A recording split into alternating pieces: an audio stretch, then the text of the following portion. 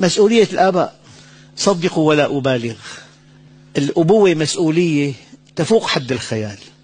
هذا الابن إن علمته وربيته، وهذه البنت إن عرفتها بربها وحجبتها، هذه البنت كل الذرية إلى يوم القيامة في صحيفتك. شو قولك؟ والذين آمنوا واتبعتهم ذريتهم بإيمان ألحقنا بهم ذريته.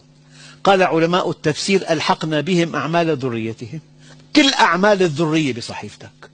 أنا بقول لك كلمة: أفضل كسب الرجل ولده، أفضل عمل هذا الابن استمرار للأب، أعمال الابن مهما كانت عظيمة في صحيفة الأب.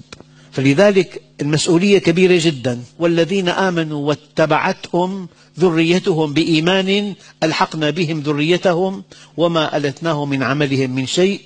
والحقيقة الآن الأولاد هم الورقة الرابحة الوحيدة التي بقيت في أيدينا، والإنسان يسعد بأولاده ويشقى بشقائهم. وأنا قلت كلمة بأمريكا: لو بلغت أعلى منصب في الأرض وجمعت أكبر ثورة أو ثروة ولم يكن ابنك كما تتمنى فأنت أشقى الناس. الله عز وجل بالمناسبة بيكافئ الأب الصالح مكافأة في الدنيا: ربنا هب لنا من أزواجنا وذرياتنا قرة أعين. شعور الأب أنه ابنه صالح. أنا الكلام بتكلمه هون لأنه أعلم ماذا أقول. في بلاد الغرب يعني ممكن يكون في وحدات للتربية، وحدات إذا كان أمكن.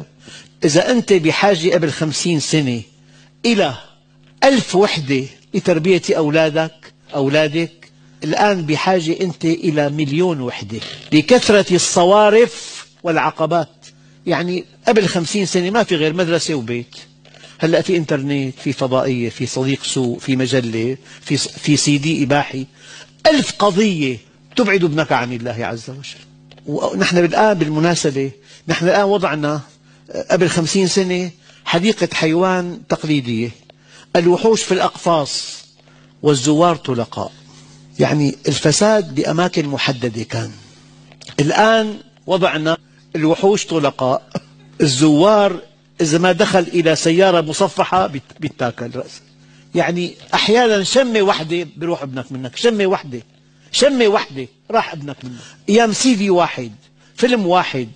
فإذا أنت بحاجة قبل 50 سنة ل1000 وحدة تربية، الآن بحاجة إلى 1,000,000 وحدة.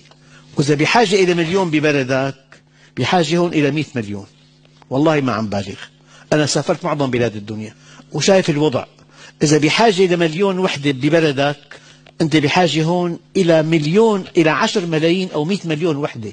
لأنه هون الشيء الذي غير مقبول هون كشربة الماء أبدا.